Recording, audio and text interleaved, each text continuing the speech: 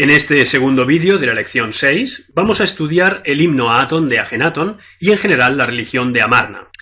Aunque, como hemos visto en el vídeo precedente, Atón está presente ya en los reinados de los inmediatos predecesores de Amenhotep IV, es el propio Amenhotep IV, después llamado como sabéis Ajenatón, el creador y definidor de Atón como divinidad nueva e independiente.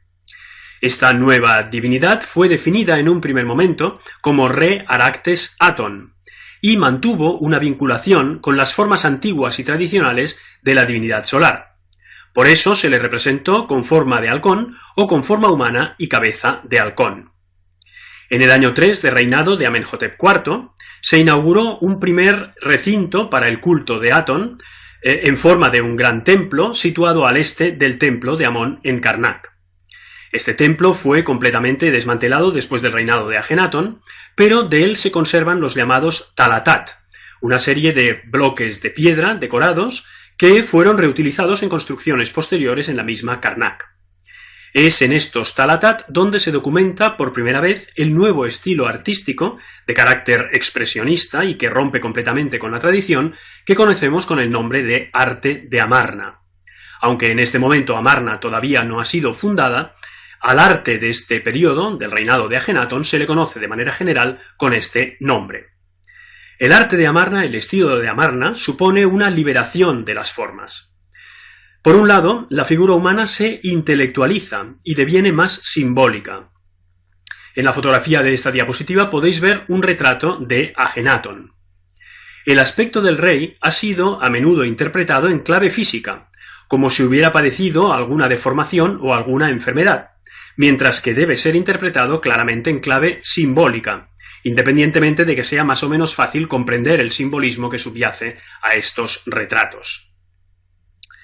En cuanto a la naturaleza y a lo cotidiano, devienen fundamentales en el arte de Amarna y sustituyen de alguna manera la mitología presente en la iconografía regia anterior y posterior al reinado de Ajenatón.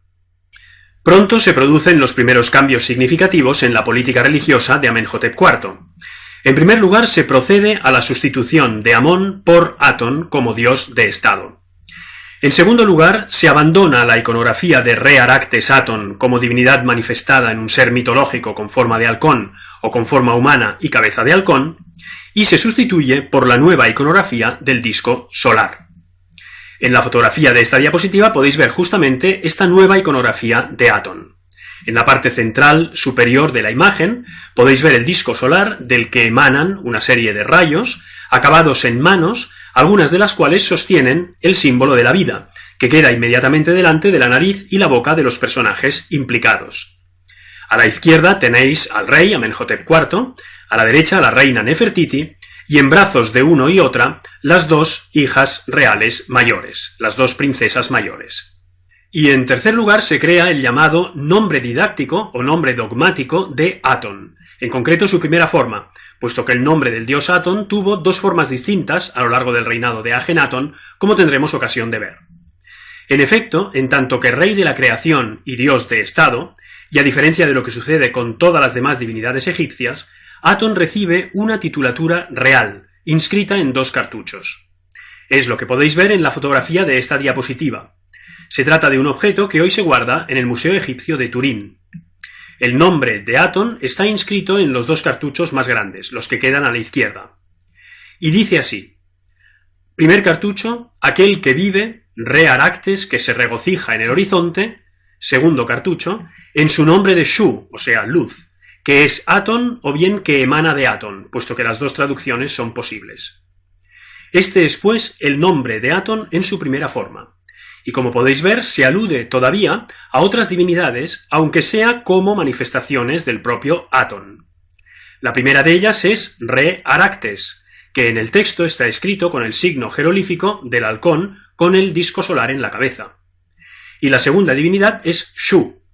A Shu ya lo conocimos en los vídeos de la segunda lección, y dijimos que se trata del dios del aire. Es el dios que separa el cielo de la tierra, y por tanto es el dios del aire, sí, pero también es el dios de la luz, y es en este sentido que es evocado en este primer nombre de Atón. Puntualicemos ahora cuál es el sentido y el alcance de estos primeros cambios. En primer lugar, salvo Re Aractes y Shu, que hemos visto incluidos en la primera forma del nombre didáctico de Aton, desaparecen las demás manifestaciones del dios Sol, como Atum o Jepri. En segundo lugar, la manifestación del nuevo dios no es tanto el disco solar, como la luz que emana de él, que lo inunda todo y da la vida. En tercer lugar, Aton es único y no necesita compañera, como en cambio tienen muchos de los otros dioses, ni tiene enemigos que puedan perjudicarlo. Desaparece la mitología del viaje del sol por el inframundo y por el cielo, y las divinidades y seres a ella asociados. En cuarto lugar, en la religión egipcia general, los dioses hablan con el rey para concederle sus beneficios, y el rey dialoga con ellos de igual a igual. Al revés, Aton permanece silencioso. La comunicación va solo del dios al rey, que es su mediador ante la humanidad, y es de carácter intelectual, es una revelación, como tendremos ocasión de ver. Y en quinto y último lugar, al principio, Aton deviene el dios supremo, pero los demás dioses se mantienen. Después, poco a poco, estos van siendo eliminados, empezando por Osiris y los dioses de ultratumba. Al principio del año 6 del reinado de Amenhotep IV, tiene lugar la fundación de Amarna, es decir, la fundación de la nueva capital, que en egipcio recibe el nombre de Agetaton, que significa el horizonte de Aton. En esta diapositiva podéis ver a la izquierda el mapa con la localización de Amarna, de Agetaton, en pleno Egipto Medio, y a la derecha el plano de la ciudad, en el que destaca el gran templo de Aton, que es ese gran recinto rectangular que se encuentra en el centro de la conurbación. El territorio de la ciudad de Amarna está delimitado por 14 estelas fronterizas, talladas en la roca a modo de capillas. Estas estelas consisten en una estela propiamente dicha y en una serie de estatuas de la familia real, talladas también en la roca, al lado y lado de la misma. En las fotografías de esta diapositiva podéis ver dos de estas estelas. La fotografía superior es más reciente, la fotografía inferior es más antigua y la estela puede verse en un estado de conservación mejor, más completo. Estas estelas son interesantes tanto por la lengua como por el contenido. En cuanto a la lengua, las estelas combinan el egipcio clásico y el neoegipcio.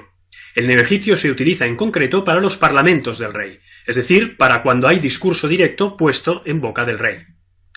Y en cuanto al contenido, se nos habla en primer lugar de las razones de la elección del lugar. En efecto, la ciudad de Amarna es construida en tierra virgen, en la cual no se ha rendido culto a ninguna otra divinidad. De esta manera está limpia de la influencia de cualquier otro culto o de cualquier otra divinidad.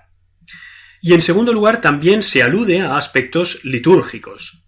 Por el texto de las estelas podemos saber que el culto público de Aton es la principal actividad cotidiana del rey y de la corte. En Amarna se levantaron dos templos principales para el culto de Aton. El más importante es el gran templo de Aton, llamado la Casa de Aton en Agetaton. Se trata de un gran recinto rectangular de casi 800 por 300 metros, que podéis ver en la fotografía aérea en la parte inferior izquierda de esta diapositiva. En el centro de la diapositiva podéis ver la planta del mismo recinto. Si os fijáis, el recinto tiene dos áreas bien diferenciadas, una al oeste, es decir, en la parte inferior de esta planta, y otra al este, es decir, en la parte superior de la misma. En el área oeste se levanta el llamado Gem-Aton o Gempa-Aton, un edificio rectangular muy alargado cuyo nombre significa Aton ha sido hallado. Este edificio consiste en una sala hipóstila que recibe el nombre de Casa del Regocijo, seguida de 6 patios, los 2 primeros más grandes y los otros 4 más pequeños, que contenían unos 800 altares de piedra para ofrendas de pan. Al norte y al sur del Gematon se extendían 2 áreas con más de 900 altares, en este caso de adobe cada una, también para ofrendas de pan. Tanto los altares del interior del Gematon como los de estas áreas exteriores eran altares a cielo abierto, como corresponde al culto a una divinidad solar. Fuera del recinto del templo, al sur de su mitad occidental, es decir, en el extremo inferior derecho de esta planta, podéis ver 2 largas hileras de tiendas y una tercera hasta la mitad, que corresponden a panaderías. Se trata de las panaderías donde se producía el pan destinado al culto a Aton en el gran templo. En cuanto a la mitad oriental del gran templo, tenemos por un lado una estela circular, que tal vez evoca el Benben de Heliópolis, que es, como sabemos, un símbolo solar por excelencia. Esta estela tenía un altar adosado inmediatamente al norte y también un matadero asociado, dentro del cual se han hallado, por ejemplo, las piedras donde se ataban los animales. Finalmente, en el extremo oriental del recinto tenemos el santuario, o Sancta Sanctorum. Dentro del santuario y al norte del mismo se han hallado asimismo altares para ofrendas de pan. El área al sur del santuario, en cambio, parece haber sido un área de residuos, porque en ella se han encontrado trozos de vasijas que indican libaciones y ofrendas de incienso, que también se harían dentro del santuario. En cuanto al segundo templo principal de Amarna, este es el llamado Pequeño Templo, que en egipcio recibía el nombre de Morada de Atón y que podéis ver en la fotografía aérea de esta diapositiva. El Pequeño Templo de Amarna está situado al sur del Gran Templo y de la Casa del Rey, como podéis ver en el plano de esta misma diapositiva, y mientras que algunos autores han sostenido que podría tratarse de la capilla privada de culto para la familia real, otros piensan que más bien sería el templo funerario del mismo Ajenatón. Contemporáneamente a la fundación de Amarna, el rey se cambia de nombre. Deja de llamarse Amenhotep, que significa Amón está satisfecho, y pasa a llamarse Ajenatón, que significa aquel que es efectivo o beneficioso para Atón, o bien manifestación luminosa de Atón, dependiendo de cómo se interprete. En la parte inferior de esta diapositiva tenéis los cartuchos con el nombre de Amenhotep a la izquierda y de Ajenatón a la derecha. Poco a poco la reforma amarniana va avanzando. Pronto se suprimen todas las divinidades aparte de Atón, que queda como dios exclusivo, lo cual supone una ruptura con respecto a la historia religiosa egipcia anterior. Además se compone el gran himno a Atón, al que está dedicada la segunda parte de este vídeo. La gran esposa real Nefertiti y las hijas del rey y de la reina participan del culto, y las historias de la mitología de los demás dioses son sustituidas ahora por las historias de la familia real. Hacia el año 9 de reinado de Ajenatón tiene lugar el cambio del nombre didáctico de Atón, es decir, se crea la segunda forma de este nombre, tal como podéis ver en la fotografía de esta diapositiva. El nombre que está inscrito en estos dos cartuchos es ahora aquel que vive, el sol, dueño del horizonte, que se regocija en el horizonte en su nombre de luz que viene de Atón. Como podéis ver, Re-Aractes y Shu han desaparecido por completo. En la inscripción de los cartuchos ya no tenemos el signo jerolífico del halcón con el disco solar en la cabeza, y el nombre de Shu ha sido sustituido por un término sinónimo que también significa luz. De esta manera ya no hay mención alguna a ninguna otra divinidad ni a ninguna otra manifestación de divinidad excepto Atón. A partir de este momento tiene lugar la persecución de Amón y de los demás dioses. Pero esto acaba desembocando en el fin de Ajenatón y de Amarna, como veremos al final del vídeo. En cuanto a la doctrina de Amarna, muy probablemente ésta respondió a la inspiración religiosa del propio Ajenatón, y fue elaboración teológica suya y de algunos de sus allegados más íntimos, entre ellos la reina Nefertiti. Las fuentes para el estudio de esta doctrina son básicamente los parlamentos del rey en las estelas fronterizas de Amarna, de las cuales ya hemos hablado, y los relieves y las inscripciones de las tumbas hipogeas de los cortesanos de Amarna, como Ai, que después sería rey tras el reinado de Tutankamón. Las inscripciones consisten en himnos y oraciones dirigidos a Atón o conjuntamente a Atón y al rey. Los más importantes son el pequeño himno a Atón, conservado en 5 tumbas amarnianas, y el gran himno a Atón, esculpido en la tumba de Ai. El primero puede estar puesto tanto en boca del cortesano enterrado en la tumba como del rey, mientras que el segundo está puesto en boca de Ai. Y pasemos ya a leer y a comentar el gran himno a Atón de Ajenatón. Se halla esculpido, como ya hemos dicho, en la tumba de Ai, en concreto en su pared oeste, en 13 columnas de texto que se leen de derecha a izquierda. A la derecha de esta diapositiva podéis ver la primera mitad de la primera columna de texto. La secuencia termina con los jerolíficos que sirven para escribir el nombre de la ciudad de Ajenatón. En el texto os he marcado este final de secuencia con 2 barras oblicuas en rojo. El texto se abre con el nombre didáctico de Aton, en concreto con la primera forma de este nombre, y con la titulatura abreviada de Ajenatón y de Nefertiti. Dice así: adoración de aquel que vive, re Aractes que se regocija en el horizonte, en su nombre de Shu, que es Aton, que vive por siempre jamás, gran Aton viviente que está en el festival de Set. En efecto, puesto que Aton es rey, celebra festivales de Set, como los faraones. Señor de todo lo que Aton rodea, señor del cielo, señor de la tierra, señor de la casa de Aton en Agetaton, es decir, del gran templo de Aton en Amarna, y del rey del Alto y Bajo Egipto, que vive de Maat, señor de las dos tierras, Nefer-Jeperure Ua-en-Re, el hijo de Re, que vive de Maat, señor de las apariciones, Ajenatón, de larga vida, y de la gran esposa real, amada de él, señora de las dos tierras, Nefer-Neferuaton Nefertiti, que viva y permanezca sana y joven por siempre jamás. En las dos fotografías de esta diapositiva podéis ver a la izquierda el texto del gran himno a Aton, esculpido en la tumba de Ay, y por debajo la representación del propio Ay y de su esposa en actitud de adoración. Y en la fotografía de la derecha el famoso busto de la reina Nefertiti que se guarda en el Museo de Berlín. El texto continúa con los títulos y el nombre de Ay, que es quien recita el himno. Él dice, es decir, Ay: radiante te elevas en el horizonte del cielo, oh Aton que vives y has dado inicio a la vida. Cuando surges en el horizonte del oriente, llenas toda la tierra con tus bellezas. Eres hermoso, grande, brillante, alto sobre todas las tierras, y tus rayos rodean las tierras hasta el límite de todo lo que has creado. Eres el sol y llegas hasta sus límites, es decir, hasta los límites de las tierras.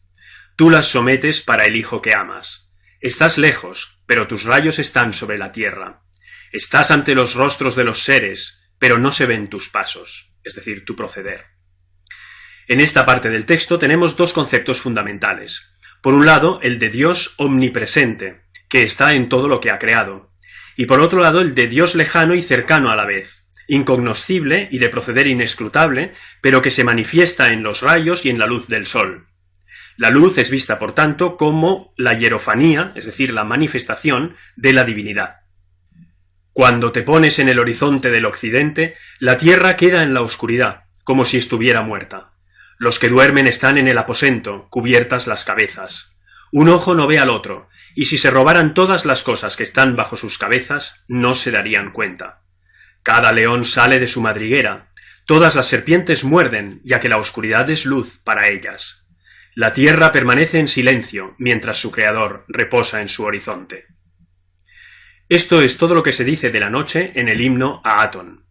Como podéis ver, pues, desaparece por completo la mitología del viaje del sol por el mundo subterráneo, de los peligros con que se enfrenta su barca durante las horas nocturnas y de la topografía y los seres que pueblan el inframundo, temas característicos de la mayoría de los textos funerarios egipcios. Por la noche, el creador simplemente reposa. Por otra parte, los efectos de la falta de la luz del sol son naturales, no mitológicos, aunque las horas nocturnas son sentidas como inquietantes y como un paréntesis en el despliegue incesante de la vida propio del día. Podríamos decir que son sentidas como un apagón. Pero cuando la tierra se ilumina, resurges en el horizonte y resplandeces como Aton durante el día. Alejas la oscuridad y concedes tus rayos. Las dos tierras, es decir, las gentes de Egipto, están en fiesta, despiertas y puestas en pie. Si tú las has levantado es para que se laven el cuerpo, se pongan su ropa y sus brazos se alcen en adoración a tu surgir. Las gentes de la tierra entera hacen sus trabajos. Todos los animales están contentos con sus pastos. Los árboles y las hierbas crecen. Los pájaros vuelan de sus nidos. Sus alas están en adoración de Tuká. Todos los animales salvajes brincan sobre sus patas. Todos los que vuelan y se posan viven cuando tú los iluminas. Las barcas navegan río abajo y también río arriba, porque todos los caminos se abren cuando apareces. Los peces en el río saltan hacia tu cara, y tus rayos llegan hasta el fondo del mar. Aquí es interesante comparar este pasaje del himno con el Salmo bíblico número 104, aunque hay que advertir que el monoteísmo de Ajenatón y el monoteísmo bíblico, conceptualmente, no tienen nada que ver. de manera que los parecidos responden más a paralelismos o a motivos comunes propios de la creación literaria que a una transmisión directa, que por otra parte desde el punto de vista cronológico es imposible, puesto que los textos bíblicos fueron compuestos por lo menos 700 años más tarde. Tú que haces crecer el feto en las mujeres y creas la simiente en los hombres, que haces vivir al hijo en el vientre de su madre, que lo calmas para que no llore como nodriza desde que está en el vientre, que concedes el soplo de vida para hacer que viva todo lo que has creado, cuando él desciende del vientre para respirar, el día de su nacimiento, tú abres bien su boca y le proporcionas su sustento. Cuando el polluelo está en el huevo y habla en la cáscara, tú le das el soplo de vida en su interior para hacer que viva.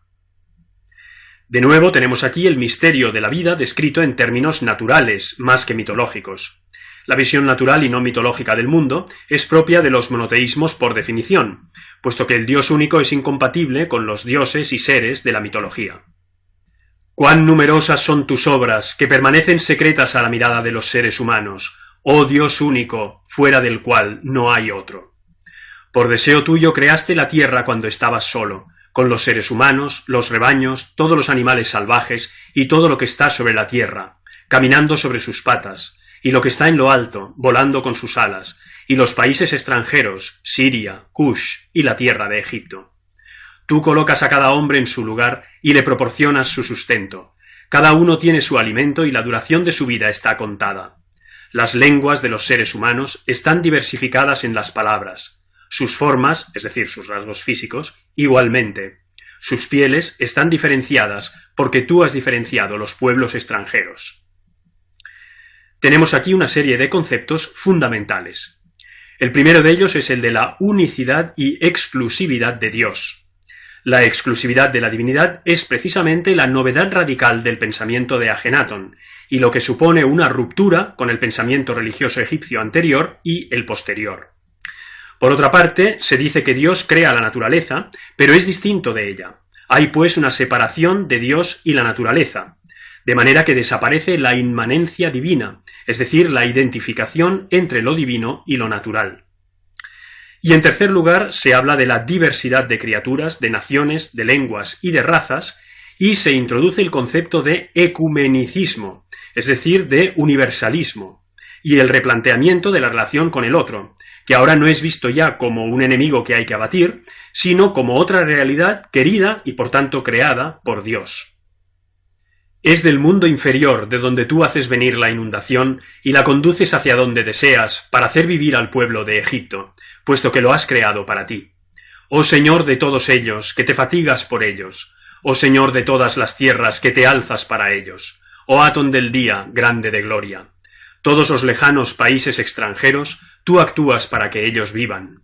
Si has colocado una inundación en el cielo, aquí se refiere a la lluvia, que desciende para ellos y hace olas sobre las montañas como si fuera el mar, es para regar sus campos en sus aldeas.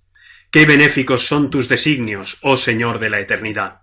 La inundación en el cielo es para los pueblos extranjeros y para los animales salvajes de todos los desiertos que andan sobre sus patas, mientras que la inundación del Nilo viene del mundo inferior para la tierra amada, es decir, para Egipto. Aquí tenemos de nuevo el concepto del universalismo. Como Dios creador de todo y de todos, Atón ha previsto dos inundaciones, puesto que la inundación es la fuente de vida por excelencia para un egipcio. Una para Egipto y otra para los demás pueblos. Tus rayos alimentan todos los campos. Cuando brillas, ellos viven y dan sus frutos para ti. Si haces que se sucedan las estaciones, es para hacer crecer todo lo que has creado. El invierno para refrescar y el calor para que se te saboree. Si has creado el cielo lejano, es para brillar en él y para ver todo lo que has creado, tú que eres único y brillas en tu forma de Atón que vive, que apareces y resplandeces, que te alejas y te acercas. Es a partir de ti como creas millones de formas, puesto que eres único, las ciudades y las aldeas, los caminos y el río. Todos los ojos te ven a su nivel, porque tú eres Atón del día sobre la tierra. En este pasaje se nos habla del sentido de la creación. Todo responde a un designio preconcebido, o sea, a la voluntad de Dios. La voluntad de la divinidad es otro de los conceptos fundamentales de los monoteísmos. También se nos habla de la unicidad de Dios, se insiste en este concepto. Toda la creación emana directamente del Dios único, y no de sucesivas generaciones de dioses. La exclusividad de la divinidad, su carácter intelectual y lejano, la persecución de los demás dioses, y en especial de Amón, que enemistó a Ajenatón con el poderoso clero de esta divinidad, y de Osiris, que lo enemistó con el pueblo, y la noción de revelación de Atón a Ajenatón y de Ajenatón a la humanidad, todos estos conceptos eran inasumibles para los egipcios, y esto conllevó el final de la época de Amarna y la desaparición de la religión de Ajenatón. Pero cedamos la palabra ya para terminar a Erik Hornung, cuyo libro, El Uno y los Múltiples, os recomiendo muy vivamente que leáis. La naturaleza de Atón, dice Hornung, no se revela por imágenes míticas, sino solo gracias al esfuerzo y la penetración mentales, y no a cualquiera, sino solo a Ajenatón y a aquellos que él instruye. No hay ningún otro que te conozca, subraya Ajenatón en el gran himno a Atón. Atón, que se ha retirado a lo impenetrable, necesita un mediador para ser accesible a los humanos. Así, la nueva fe podría reducirse a la fórmula: no hay más Dios que Atón y Ajenatón es su profeta. Pero eso es contrario a toda lógica existente hasta aquel momento. Antes de Ajenatón, la exaltación privilegiada de un dios nunca había perjudicado la existencia de los otros dioses. El uno y los múltiples habían sido tratados como afirmaciones complementarias que no se excluían mutuamente. Pero ahora se excluyen uno al otro, y nos encontramos con la formulación de una lógica nueva. El salto de pensamiento que se puede constatar aquí quedó para Egipto en un paréntesis, y no superó el reinado de Ajenatón. El primer paso consistió en confirmar a los otros dioses en sus derechos, y en restituir así la complementariedad de Dios y los dioses. El egipcio no estaba dispuesto a renunciar a la multitud de formas y a la polivalencia de la naturaleza divina por venerar al Uno. Sobre Amarna, sobre la religión de Amarna y el himno a Atón de Ajenatón, podéis consultar las siguientes referencias bibliográficas y webgráficas.